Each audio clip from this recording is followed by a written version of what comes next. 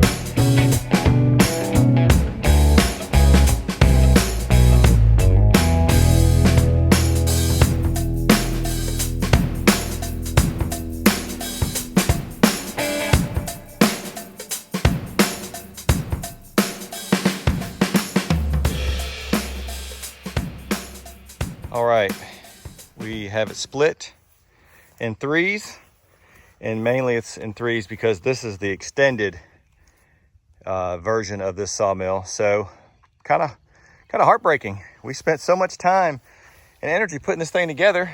I'm going to tear it back apart. All right, 10 by 30. How many do you think are in there? I'm gonna guess a lot. 40? Sure, let's go 40. 10 by 30, 10 by 30. Let's go.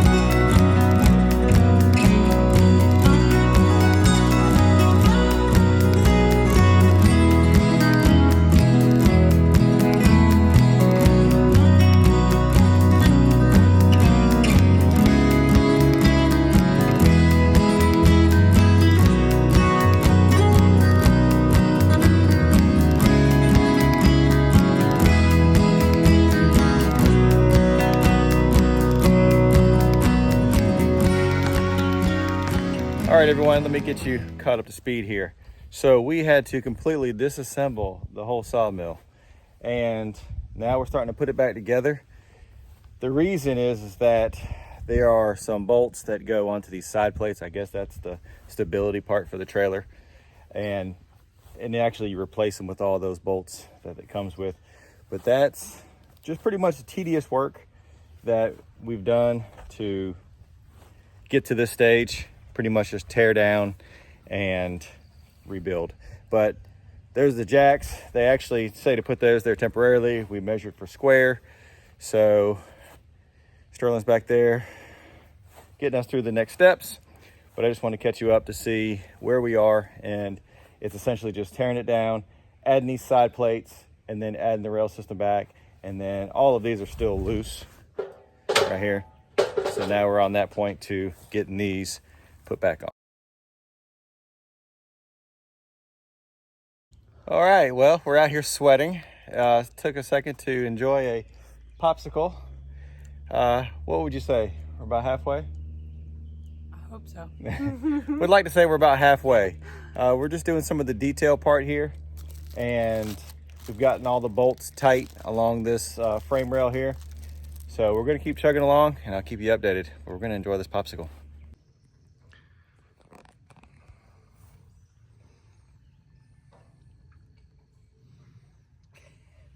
Because this is the extended, but I need to confirm that. So we should have 6 of these.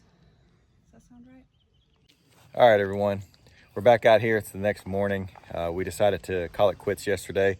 We got to a good stopping point. We were able to get all this tightened up on the side here. This is all part of the structure for the trailer sides there and everything else, as far as the axles and the jacks mount to that. It was getting way too hot, and we also had plans with our kids to go take them swimming. So if you've ever worked outside and you have the option to keep working in the hot sun or go swimming, you go swimming.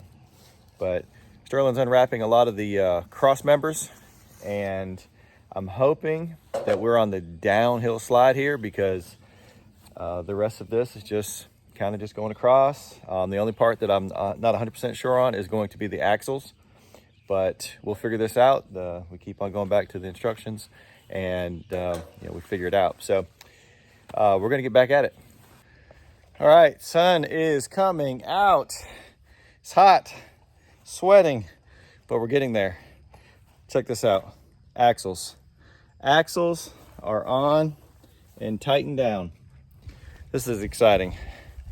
Now, there's a lot of little small parts that gotta go on, but now I feel like we're really close to having a trailer. Tires, fenders are on. Now we are moving up to the front of the trailer, and we're gonna put the tongue on. It's gonna go on this cross member right here. And this is set because it has 2 slots ready to mount the tongue to it. So we're moving right along. Look at that, it looks like a trailer. What you need? Fold this up. The one with the hole needs to face me.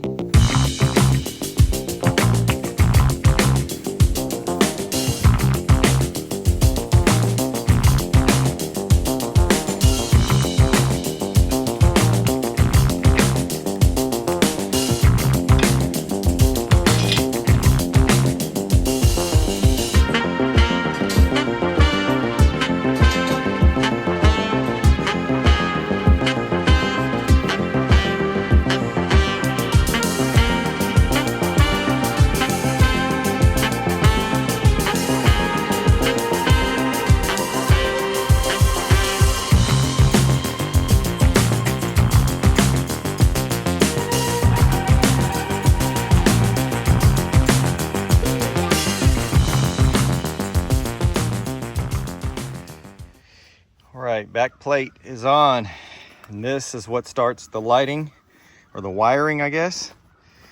So pretty easy. Just mounts 2 bolts there, 2 bolts on that side, wire comes through, and then now we're going through the steps of putting the little grommets on there, wiring this thing all the way through,